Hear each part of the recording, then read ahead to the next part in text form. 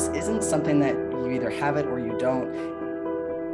Rather, it can be intentionally grown and cultivated.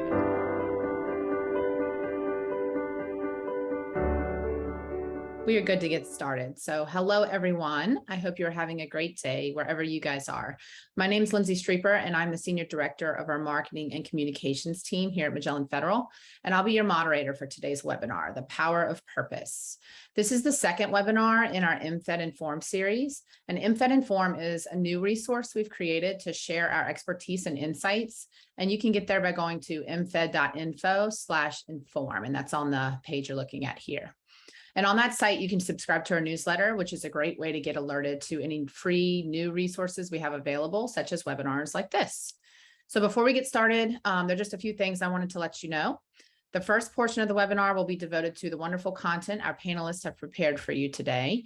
And at the end, we will take your questions with any remaining time we have.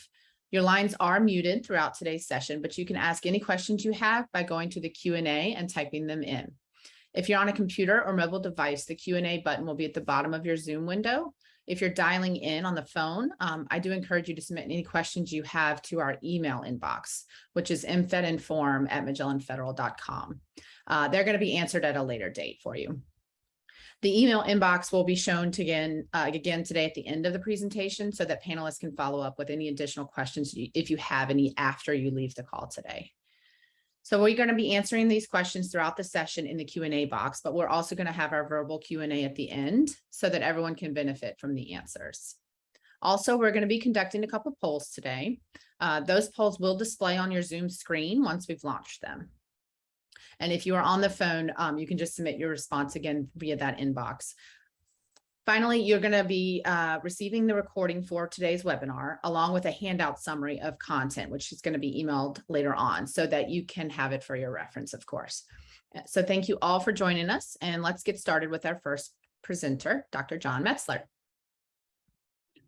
Good afternoon. Happy Thursday, everyone. Thanks, Lindsay. I'm Dr. John Metzler, and I'm Director of Human Performance for Magellan Federal. And I'm excited to share a story to kind of set the tone before I introduce my fellow panelists here. And that is several years ago now. I don't want to date myself, although the color of my beard probably does that sufficiently. My purpose in life, honestly, I remember standing up at the tail end of my collegiate career and I was like, I'm going to be the sports psychology consultant for the Boston Celtics. Here we go. And I headed off to grad school and went to UNC Chapel Hill. And in the process of studying performance psychology, and I'm wearing my Chapel Hill Tar Heel blue because I loved the experience. And I learned then and reset my purpose and spent most of my career advancing the profession, the science and practice of performance psychology. And it really became something that I sought after to develop those around me to be consultants in the performance psychology realm. And so I've spent the bulk of my career doing that and working with talented folks who come into the field and developed, and you're going to get to hear from two of them today. And I'm so proud to introduce them. First of all, we have Piers Kowalski, who has over a decade in this profession, primarily working with Army soldiers at Fort Carson, but has also worked with athletes and coaches and law enforcement and first responders, and been heavily involved in the Master Resilience Training Program as part of the Army. We also have Meg Health, who's going to join us, and she's actually been around for, I think, a decade and a half in the profession. Started out at West Point and has jumped around, also servicing the Army, going from West Point to Schofield to Fort Leavenworth, and has a variety of experience both with soldiers as well as law enforcement, athletes, coaches, first responders, and beyond. So I am really happy that you are going to get to learn from both Piers and Meg today, and so proud that they can bring their expertise to you. With that being said, Piers, off to you. Thanks so much, John, for the introduction. I really appreciate it. And to start off, Meg and I talked about this. We've been excited to create this and to be on here with you, and definitely grateful to have so many of you joining us to have this conversation about the power of purpose. And we're excited, not just connecting and sharing what we know kind of on the philosophical side, but also, and more importantly, on the relatively newer research side about having a sense of purpose. And, in all of our work that we have done over the last decade or so, teaching and training resilience and high performance, is that this sense of purpose, having, a direction in your life, continually comes up as a key theme. And really, it propels people to higher levels of performance. It strengthens their ability to persevere through tough times. And I think with that, there are also some myths and misconceptions about a sense of purpose that prevent many of us from feeling like developing a sense of purpose, a strong one, is within our reach. If we could go to the next slide, that would be great. And with that, so a couple goals that we have here today. We're going to define purpose, or maybe it's better to say redefine purpose, and dismantle some of the myths so that we can all better understand what it means to have a sense of purpose. And we'll also come to understand that, not only is it available to everybody, but also why that's important, because of the impact that having a strong sense of purpose can have on our life. I mean, it's really incredible. We'll talk about how purpose can operate as a driver of resilience, how cultivating and connecting our sense of purpose can help us in times of transition and uncertainty. So whether that's about, related to the prolonged state of pandemic that we are in, or uncertainty about the economy or your career or your family. And we'll talk about a host of other benefits of having a strong sense of purpose. And maybe most importantly, we're going to talk about some strategies that anyone can use to cultivate their own sense of purpose. Because contrary to popular belief, purpose isn't something that you either have it or you don't, and it isn't always something that you just magically stumble on, but it can, rather it can be intentionally grown and cultivated. So that's really what we're going to get after here today. And before we even dive into the definition of purpose, highlight those benefits, and really look at strategies for cultivating that purpose, we want to give everyone the opportunity to reflect individually and anchor these conversations to your lives. So you see some reflection questions here on the slide, and we really would like to hone in on that first question. Do you feel your life has a clear direction? So this is where we're actually going to activate one of our first polls and give you an opportunity to reflect and answer so we can share with the other attendees here. So Lindsay, if you could activate that first poll. You'll see that it's just the one question: do you feel your life has clear direction? And you have 5 potential answers here. So maybe you haven't even thought about a clear life direction before. Maybe you've thought about it, but you don't really have one identified. You might have direction, but it's not totally clear or refined. It's either a clear direction, but you're not really sure how that's impacting your daily activities, or maybe you have that clear direction and you know how that direction is driving your activities. So go ahead and reflect on one of those answers. If you are calling in, you cannot answer the question, you can't respond to the poll, but still think about and anchor these conversations that we're having to where you are coming from right now. As individuals are taking this poll, answering the question, also reflect on these additional questions that we have on the screen. Think about your day-to-day activities. So are your daily activities, are they engaging? Are you passionate about them? Are they meaningful and important to you? Do you feel really happy? Do you feel excited and passionate about the talents that you have, maybe the strengths that you're bringing to the table? What are the things that you're interested in? Do they jazz you up? Do they get you going? And your hobbies, how are your hobbies? Do they drive additional passion and energy for you? So I think all the questions are in. Let's see if we can pop the results up here and see how everyone answered. Okay, nice. So I'm seeing most of us, 29%, are in that I have a direction, but not totally clear, or maybe we have that clear direction defined. A couple of you answered that, I haven't really thought about this before. So, you might be thinking like, gosh, I don't I don't really know what life direction is. I haven't thought about this before. Am I even in the right webinar? And I want you to rest assured that yes, you are. You're welcome. Please stay. We are really looking to plant the seeds of understanding what purpose is here and what those benefits are, so we can leave with some tangible, actionable strategies so you can start bringing purpose more into your life.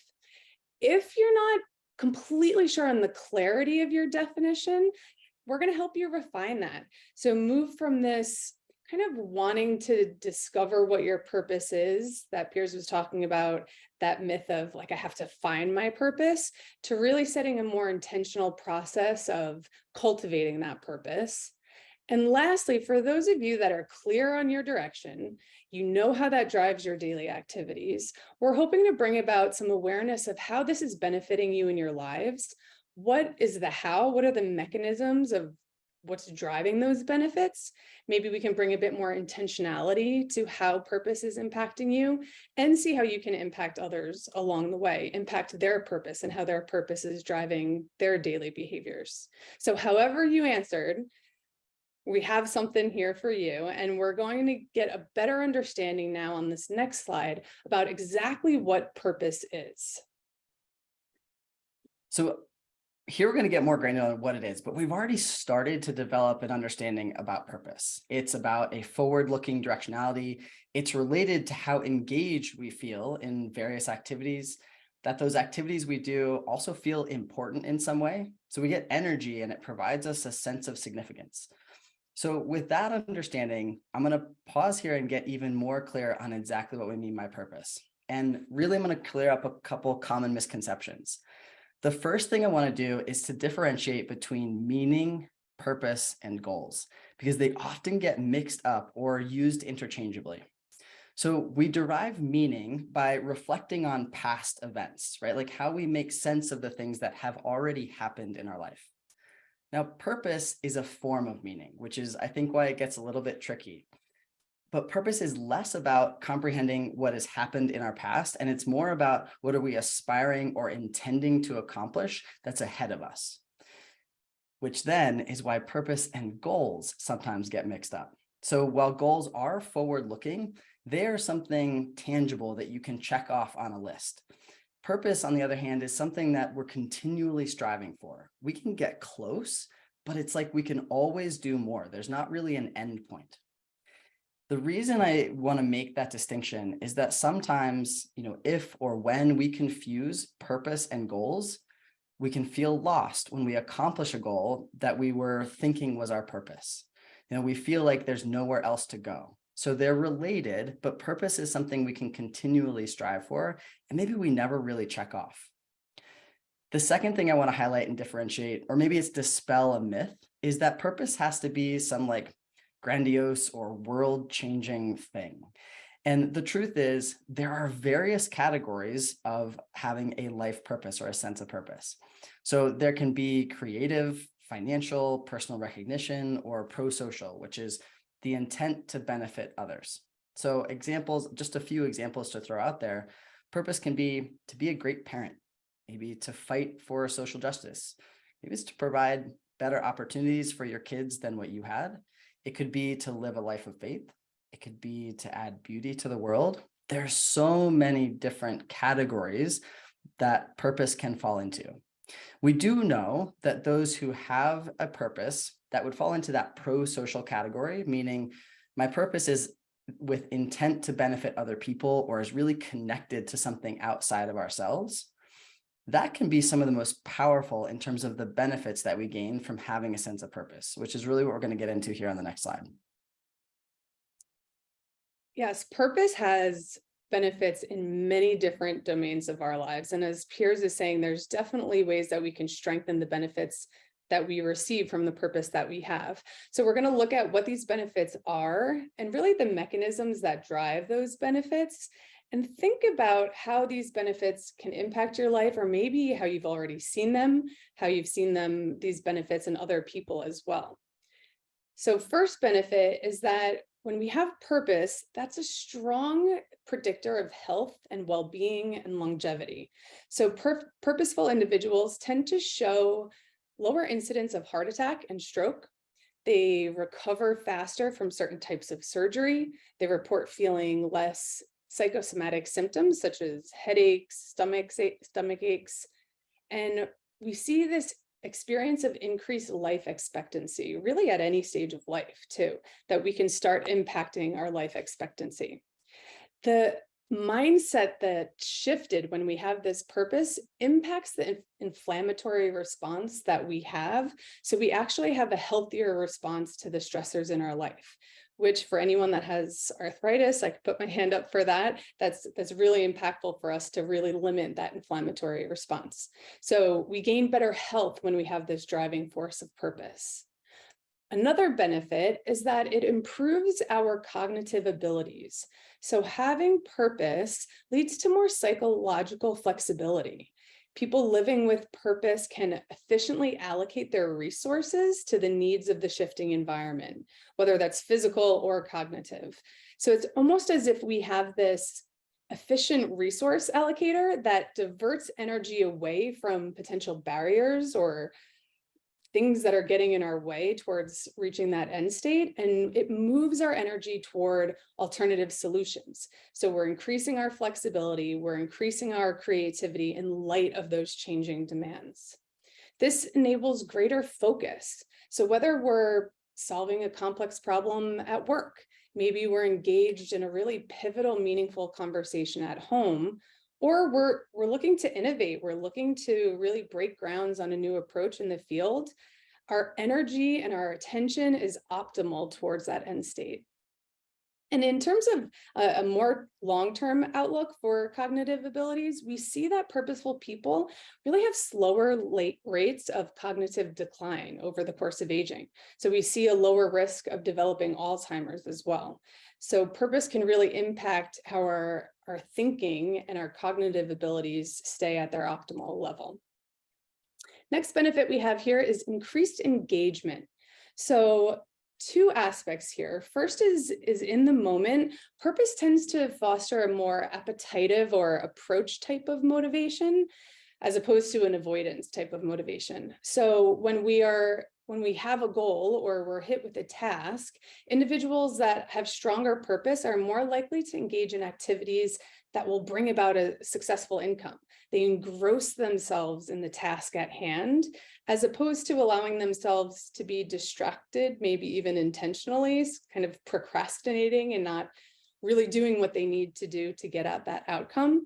And maybe they're just looking, hopefully I won't have to end up doing that brief at the end of the week. Whereas someone with purpose will really dive in and be much more approach motivated. And we can see the difference here, right? You can see in people's eyes and their facial expressions, in their behaviors and what they're doing, that the difference between when people are really passionate and driven from a place of purpose, as opposed to when people are going through the motions. And if you're nodding your head like, yeah, I see the difference here, I can tell when someone's really passionate, I'm assuming you also see the different outcome that brings, that it leads a more productive product or result, that we're more effective in the moment when we're driven from a place of purpose. Purpose also promotes behavioral consistency. And what I mean by that is that when we have that driving force, we're doing the same things, the behaviors, the actions that bring about that purpose. And this serves as a motivating force to overcome obstacles. We seek alternative means, we maintain focus, despite everything that's changing in our environments. So purpose really increases the engagement that we see in people's lives. Next benefit, and we'll slow down here a little bit, is that purpose, when we have purpose, that buffers against challenges and stresses and adversities. And this happens physiologically, what's happening in our body, and also psychologically. So we know that when we have a purpose, when people are strongly, deeply rooted in what their purpose is, when we focus on what we value and our why, we actually see changes in our physiology. Our physiological reaction to stress is different. It actually produces something a bit more healthier, more health promoting and beneficial. Now, let's say that we didn't have that mindset set up. Research shows that compromised immune system tends to be most dramatic when people are engaged in demanding activities that tend to be unpredictable and uncontrollable. And if we think about life, there's a lot that happens to us that's unpredictable and uncontrollable. So let's say, for example, someone gets laid off, right? That might be predictable. Maybe you see it coming. Maybe there's some things that you can influence there. But let's say that this was completely out of the blue, wasn't predictable, weren't expecting it, and it's something that's outside of your control. This will be more stressful, extremely stressful, if someone doesn't have the luxury of having this central motivating life aim, that deep sense of purpose. That purpose provides a buffer because we have more efficient allocation of resources, which leads to that greater persistence to handle those difficult tasks, that we protect against the threats to that immune response. So when we find out that we're being laid off, as opposed to wallowing in despair, we become action focused. So we start finding new ways to engage that same purpose. Another way that we really see this buffer play out is during times of transition and uncertainty. So Piers mentioned, during times when we're transitioning, maybe we're finding a new job or starting a new position, all of that ambiguity and uncertainty that came along with the pandemic. Maybe we're retiring and shifting to a new life stage.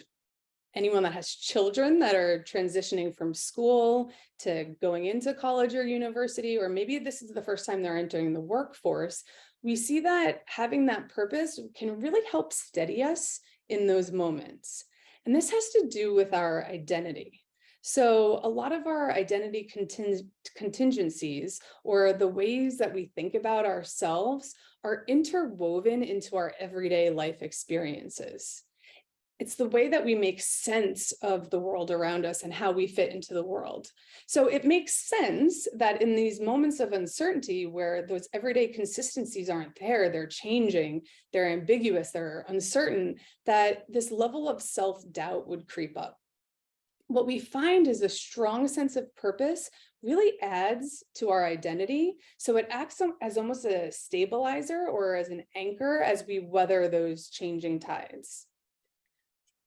Then we could take it a step further. So there are moments when we're hit with some extreme challenge and moments of trauma.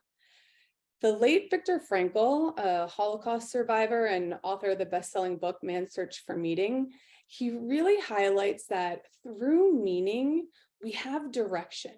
We have a purpose and a driving force with which to push through hardships, to push through adversities and the struggle of day-to-day life. He discusses the lesson that he learned at the Nazi concentration camps when he was observing himself and the people around him that really helped him develop the idea for his seminal work. What he noticed is that those that were oriented toward meaning that's to be fulfilled by them in the future were most likely to survive. He shifted the question to a deeper level. So the question was not just about survival, but there had to be a why behind that survival.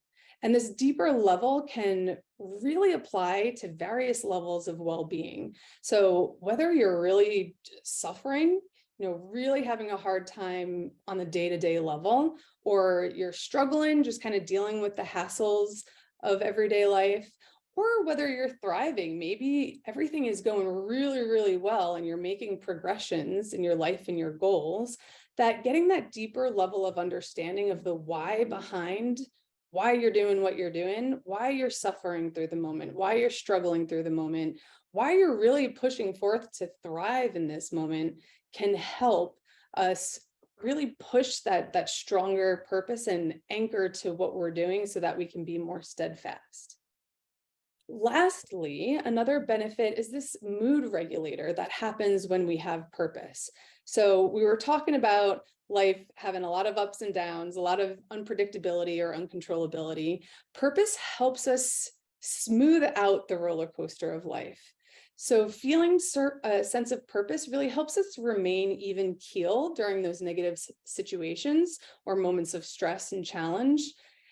They did a study where they asked individuals to report on their challenges or daily experiences. So they wanted to see how people were experiencing stressors and difficult experiences and how that impacted them. They also looked at how much of a sense of purpose they had in their lives. And as probably would be expected, on days that people reported more stressors, they tended to also report more distress, so a more reactivity to those stressors. However, those that were scored higher than their peers on measures of purpose in their life, their stressful days kind of looked like non-stressful days for the rest of us. That it was almost as if purpose kind of smoothed out the course. Not that they had less stressors. In fact, most of the people that had a strong sense of purpose actually reported more day-to-day stressors, maybe because they're really pushing the limits on what they're doing each day to get toward that purpose. But it was their reactivity towards those stressors, how they were handling those negative situations.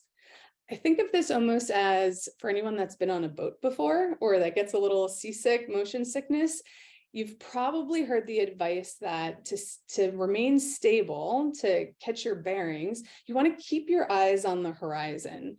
And I think that that relates to purpose, because even though we have the ups and downs of the tides of what's happening to us that we can't control, if we're keeping our eyes on the horizon, on our purpose, on our reason for living, that helps steady the waters for us and really anchors us. On the other hand, we're talking about negative experiences. We find that purpose actually has a bit of a resistance to the influence of positive experiences too, which at first, if you're like me, I was like, oh, I don't know, that seems a little bit undesirable. Like, I want to gain a little bit of positive affect, a little self-esteem boost by having something good happen to me. But what we're saying here is it's not that purpose blocks us from reaping those benefits, those increased life satisfaction, self-esteem, positive affect. But what we find is that over time, we don't want our emotional tone bouncing back and forth based on the experiences that are outside of our control. Over our lifespan, we want to remain more even keel and feel good regardless of what's happening around us. I think this probably becomes most apparent, maybe if you can think about other people in your lives that maybe are a bit more emotionally reactive, that I'm sure you've had experiences where you're not really sure what to expect from someone, that you're not sure how someone is going to show up because they show up differently based on what's going on for them, or maybe a meeting that they're just coming from. And it's really hard for us to build strong, trusting relationships with someone that shows up differently based on whether they just got out of a tough meeting or whether they just got good news.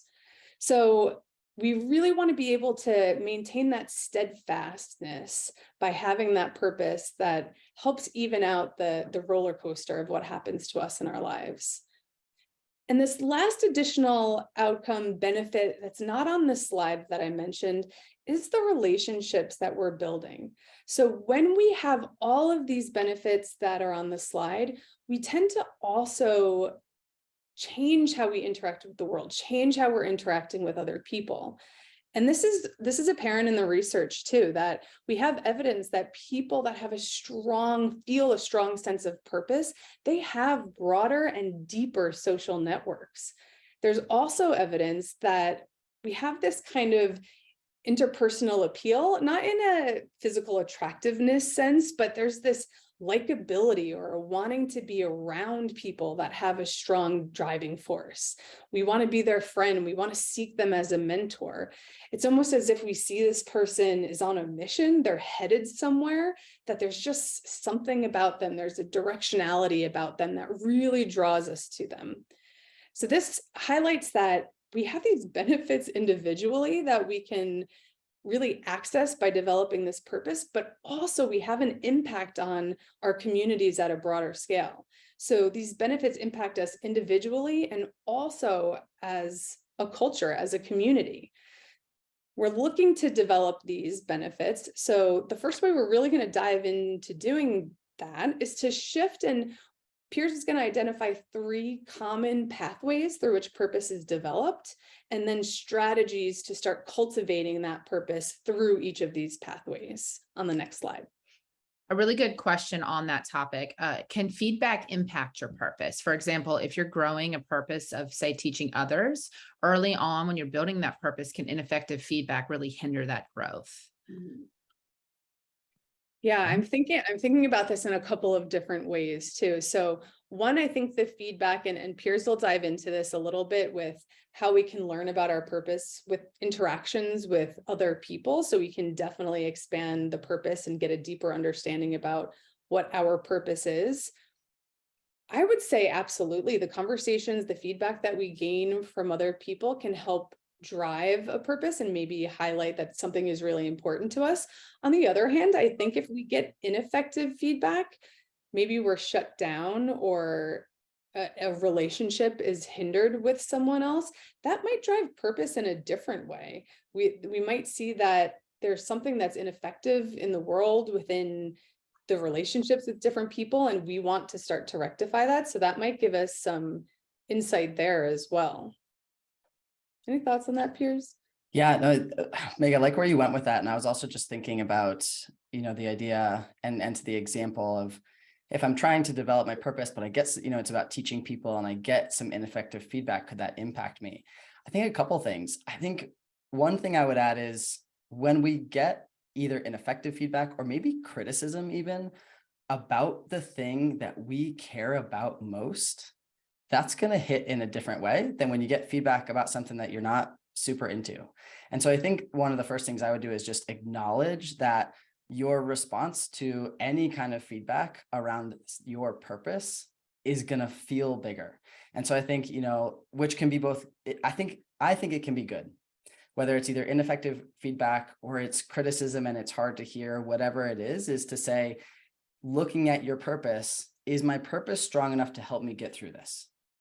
Is my purpose strong enough to help me really evaluate if this is ineffective and what can I take from it and still carry on with what I'm doing? Is it that this is hard to hear? What can I take from it? And how can I make myself even better as I move towards my purpose? So those are my thoughts on that. It's a great question. Cool. All right. Well, good. We can see the benefits there for a minute, and we'll get those. I'm sure they'll be on the handout, so hopefully people will be able to see them more. And what I love about the benefit slide and everything, Meg, that you covered in that is like, it's so good. There's so much connected to having a sense of purpose, which is why when I started this and I said, sometimes I think sense of purpose feels inaccessible to some people or that we haven't got there yet. Sharing all those benefits to say, listen, it might take some work, which we'll get into here, and it's totally worth it. So on this slide, listen, I'm really excited about this. And on this slide, what we're going to talk about are the different pathways to purpose. So for those of you that have a clear sense of purpose already, what I hope is that this raises your awareness or maybe deepens your understanding of where your purpose comes from. For those who are still seeking their purpose, still working on it, these are ways that we can intentionally develop our sense of purpose. So we're going to slow down and spend some time here. And I'll give you a quick overview of how I'm going to roll through this slide. So what I'm going to do is I'm going to first give just like a brief overview of each of these three pathways. And then we're going to poll the folks who already said they have a clear sense of their purpose so that we can get a sense for where they think that came from. Then we'll dive a bit more deeply into each of these pathways to purpose. We'll share some stories and some examples. And at the end, I want to poll the people who initially said, I'm not quite sure what my purpose is yet. Like I don't have clarity there. So we can get kind of two different pieces of data. So let me start with a quick overview of these three different pathways. The first one, what you see is what's called gradual sustained learning. And this is looking back on our past experiences so to understand what they mean to us so that they can inform how we move forward. So the idea here is that you reflect on your current or past activities, things that have happened in your life, evaluate what brought you the most meaning, which made you feel the most alive and connected, identify that meaning, and finding a way to translate it into a forward-looking purpose. The second pathway you see here is sudden unplanned learning. And this is the experience of developing a clear sense of purpose after a profound or major life event. So something big or disruptive enough has happened in your life that caused you to gain insight in a new way. It helped you to clarify what's most important to you and where you want to spend your time and your effort. The third pathway to purpose that we're highlighting here is what we call social learning. So this is when we are inspired to seek and develop our own sense of purpose after seeing a strong sense of purpose in someone else. So we come to understand the power of purpose by seeing it modeled in someone in our life. And we want some of that in our own life. So here's where I want to pause, and we'll start the first poll. So again, this is for, and I was looking at the numbers, public math is not my thing. So I'm going to go with around 50% of you said that you either have a clear purpose or you have a clear purpose and it drives your daily behaviors. So from that group of people, I would love to hear and to see which of these pathways most closely correlates with how you discovered your purpose. So if we could launch that poll, that would be great.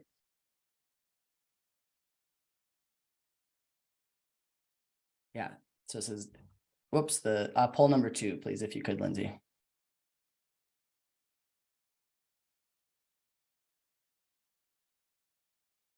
Cool. So this is which pathway to purpose resonates with you. And again, asking our people who feel like they have a clear direction, clear sense of their purpose. Which of these pathways do you feel like most closely relates to how you developed that sense of purpose in your life? Lindsay, just give me a cue when you feel like we've got most of those results in, that would be good. And what we're looking to see here is just to see where this comes from for people, gaining a better understanding for some people. And I would love to hear from you all is this the first time you've really looked at where does that purpose come from for you? So maybe you're gaining a little bit more awareness or a deeper understanding, and hopefully that can help you to carry it forward. I think we got everybody's responses in. So let's see the results. Let's do it. Oh, really cool. Okay. So we have 54% are saying their purpose came from this gradual sustained learning, 27% were sudden unplanned learning, and maybe 19% from social learning. So this is really cool. And I'm excited. Meg, if you could jot down those numbers and maybe help me with them in the chat, that would be great. And I think one of the things that I love and that I want to highlight from this data, from this group of participants, is part of, I think what gets the most visibility is when purpose has come from a sudden unplanned learning. I think those are the stories that we most often hear. I think we hear less of the stories about I developed this sense of purpose, slowly throughout my life. So we'll take a look here. What I want to do is, while I wish I could get your stories, the people who just shared, what I want to do is share a few stories or examples that help to highlight these different pathways and what they look like. And so again, for our people who are still seeking or looking for that purpose in their life, tuning into which of these sound most accessible for you. And we'll ask you that at the end. So an example that I want to share about gradual sustained learning is from Andre Agassi, who is known as one of the greatest tennis players of all time. What's interesting is that he shares in his autobiography that he actually didn't feel fulfilled in his journey until he reflected on what brought him the most meaning in his life, which helped him to find a purpose moving forward. So in his autobiography, he talks about how he reflected on 2 primary experiences where he kind of stumbled into helping other people. And he shares a couple of quotes, and I'll read one here. He says, "Helping Frankie," one of the people that he helped, "provides more satisfaction and makes me feel more connected and alive in myself than anything else that happens in 1996. I tell myself, remember this, hold on to it. This is the only perfection there is, the perfection of helping others. This is the only thing we can do that has any lasting value or meaning. This is why we're here." 18 months after that, he ended up helping a friend's daughter who was recovering from surgery. And in that process, he said, "I find the thing I've been seeking, my part in easing her suffering. This is the reason for everything. This is why we're here, to fight through the pain and when possible, to relieve the pain of others. So simple and so hard to see." Later that year is when he started his charitable foundation, which was a school for underserved youth. And a few months after he started that charitable foundation, he was having an incredible comeback run in tennis. And he described why he wanted to win so badly. He said, I realized precisely why. It's not about my comeback. I'm playing to raise money and visibility for my school. After all these years, I've got what I've always wanted, something to play for that's larger than myself. And that story, like you can see how he was looking back on, he had these two kind of big moments, but he knew how it made him feel, that it gave him sense of significance and energy. And he used that meaning to develop a forward-looking purpose. So that's one story that we share about gradual sustained learning. For the second one, in sudden unplanned learning, I'm going to share an example at the risk of being divisive. I'm going to share an example from Pete Carroll. I've learned that apparently talking about Pete Carroll is just about as divisive as like talking about Bill Belichick and the Patriots. Like, so forgive me if you are on the wrong side of the divide here. But Pete Carroll talks about being fired from a number of jobs. And the last time he was fired, he talks about it as a turning point in his life. And he says, from what felt like the worst time in my life came some of the most important lessons that I've learned and set me on a course to where I am today. So whether it's losing a job, it might be having a baby or getting married, or moving across the country. Often it's also people who are diagnosed with cancer or other diseases. They feel a sudden awakening to a purpose or a calling. And again, I mentioned that like sometimes I think these are the stories that maybe we feel most inclined to share. Maybe because they were such significant moments in our life, we just tend to share them, or they're more well known. But I think sometimes that's the reason we think that we will just stumble on our sense of purpose. The last one I'll share here is about social learning. And this is, again, about being around other people and kind of looking up to others who have a strong sense of purpose and wanting that for ourselves. So Megan and I were talking, and this is a fairly common experience that we've noticed in service members. So people who have a legacy of military service in their family, it's in the culture of the family that there's a strong sense of purpose to serve. And so, from a young age, people see that and feel it and build it into their own. Similarly, in families of faith, so purpose can translate from generation to generation. It doesn't have to be in an immediate family, though, and it also doesn't have to be that we cultivate the same purpose as other individuals, like in those two examples. It can just be, I see that sense of purpose in someone else. I wonder what mine is and how do I find it? Hopefully, it's clear that there are many ways to discover, to cultivate, to grow your purpose. And what I want to do here, let's run that poll again if we can, Lindsay. And this is now for the people, there were about, 48, again, about 50% of you who said that you hadn't yet thought about it or you don't have a clear direction. And I'm curious to know which of these pathways feels the most accessible for you in developing your purpose moving forward. So we'll see how these come in.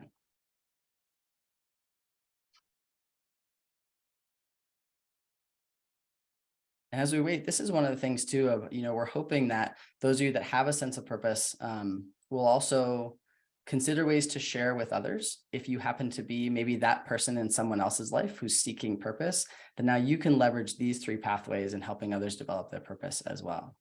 Lindsay, let me know when we've got a good amount of answers in there. We'll give it one more second. I see a couple more filtering in. Great. Okay, let's end it now.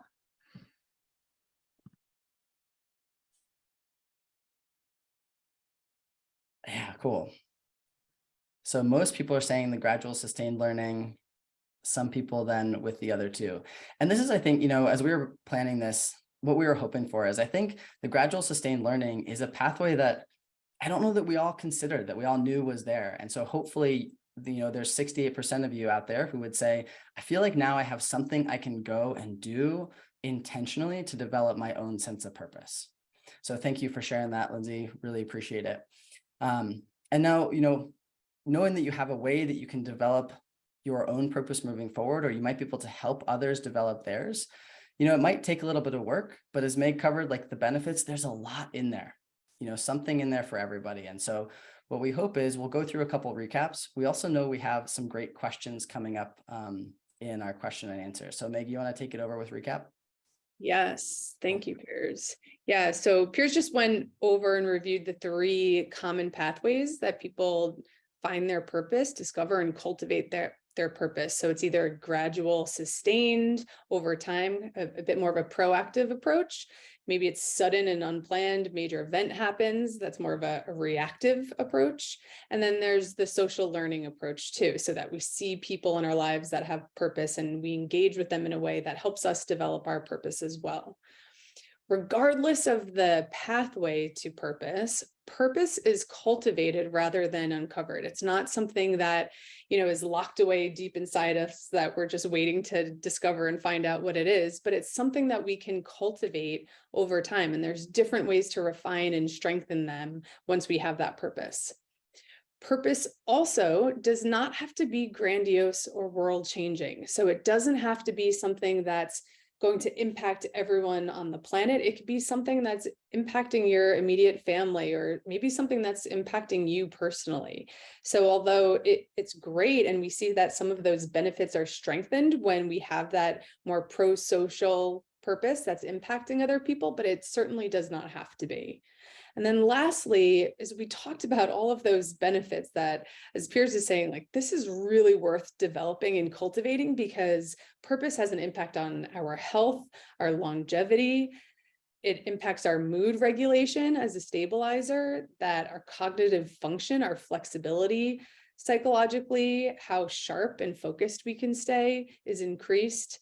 Also the benefits to relating to other people. So the relationships that we develop as that innately social creature that we are, and how we can weather adversity, are all impacted by purpose.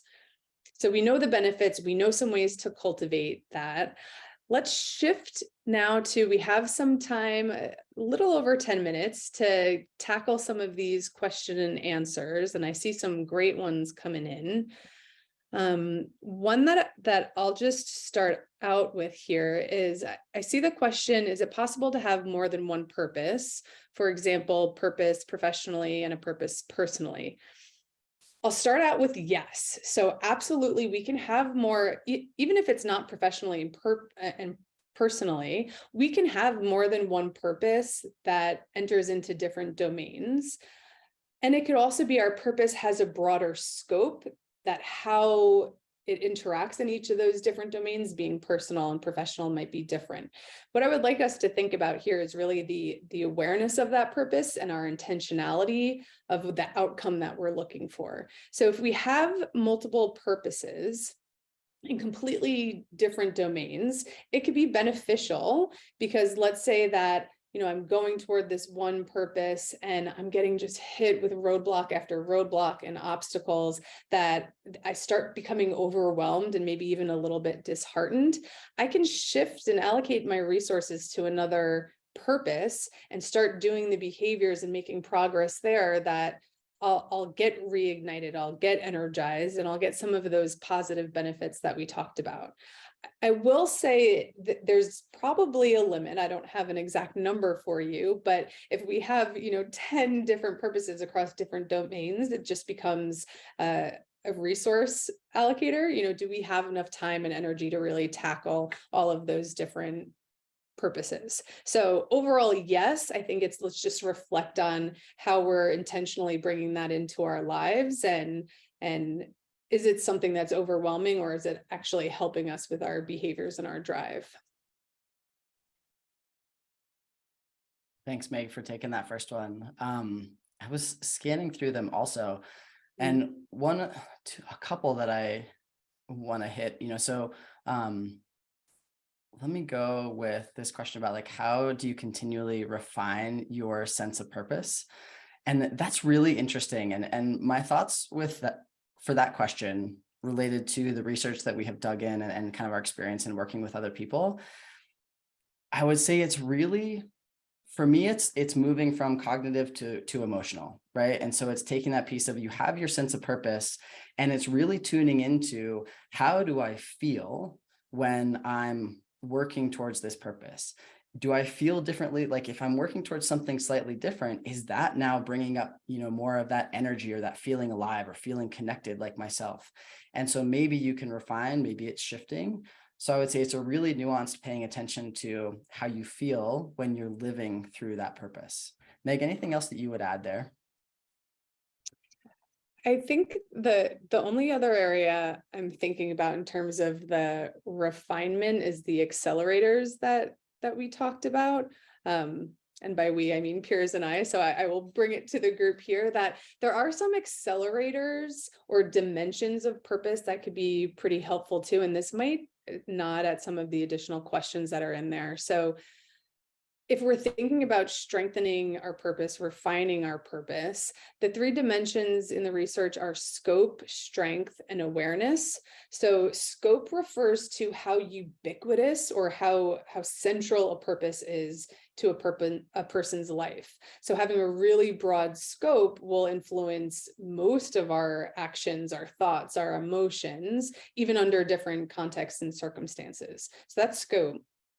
Strength is kind of aptly named. How strongly is that purpose influencing you?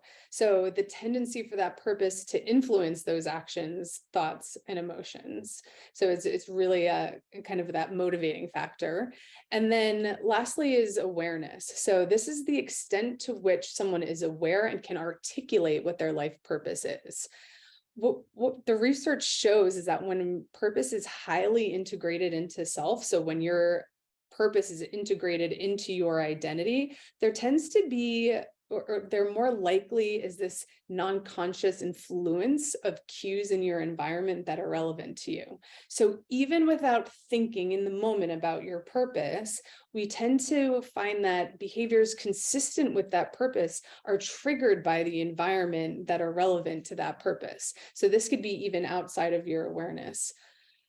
So I would say, in terms of that refinement, that, maybe is there a way that we can strengthen, and strengthening that purpose helps refine it. Maybe the scope, maybe you start with a really broad purpose, but as you're starting to see the things that are more meaningful to you, maybe you can even narrow your scope if that's something that's, you want to be a bit more targeted, if that's helpful for how you're approaching those situations, and definitely increasing the awareness that you have by finding ways to set up your environment to reach your purpose, and having those discussions with other people, talking to more people about what your purpose is as well. Yeah.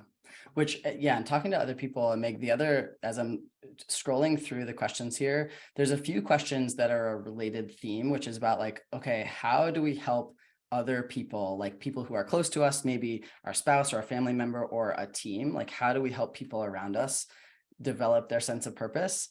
And for those questions, I think my thought would be to help people get into that gradual sustained learning, and thinking about, as a leader, the questions you could ask the people around you to help them reflect on that, and it could be something to say, what are the things that you do that bring you the most, that feeling of meaning, or that help you to feel a sense of significance, or that help you feel most alive, and helping them to kind of sort through what are the things, can you prompt that gradual sustained learning in them by some reflection questions.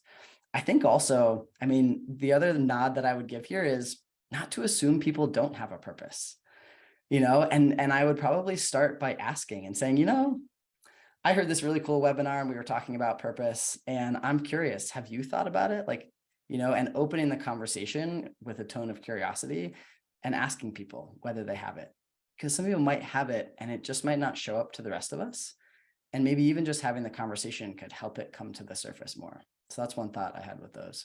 And Piers, I'm even thinking if we don't know what someone's purpose is, they might know where they want to go, what their driving force is, but they might not know how to tackle it. So from a leadership perspective, whether that's leadership at work or within your family, sharing that purpose, maybe you can help mentor that individual on the actions that they can take to get after that purpose too. So that's like an additional layer of helping people not just know and define their purpose, but what are we doing with it? How is that impacting our lives and the lives of others?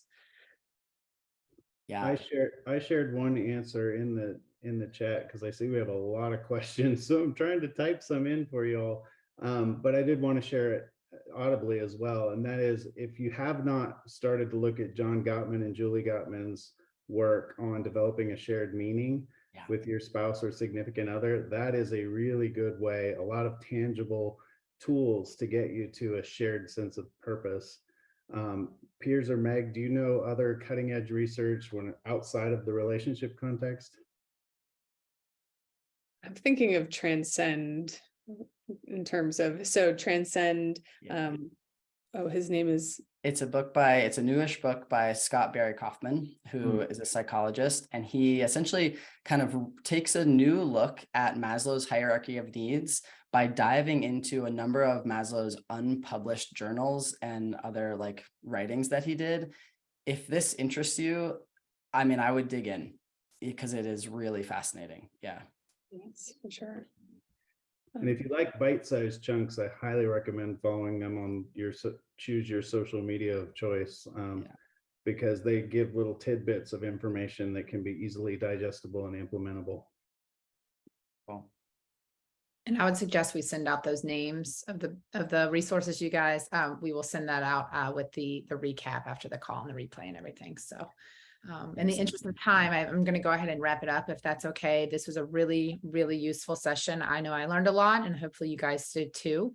As a reminder, you will be receiving the recording for today's webinar along with a handout summary of the content after the call. So for all attendees and registrants, and you also will be able to get it at any time at mfed.info, which we put the link and the QR code, which will take you right there. You can register. You can get all the updates from us as well as future events such as different webinars. I saw actually a question in there are all resources free and open to the public? And yes, the answer is yes to all of our mfed Inform thought leadership pieces up there for anyone. So please share them. So thank you all again for attending. I think this concludes our Power of Purpose webinar. If you did have a question that you forgot to ask, we will be following up with the individuals that we didn't get to. You can also send additional questions to mfedinform@magellanfederal.com. So thank you to all of our panelists and to all of you for attending. Enjoy the rest of your day. Thanks, everyone. Thank you.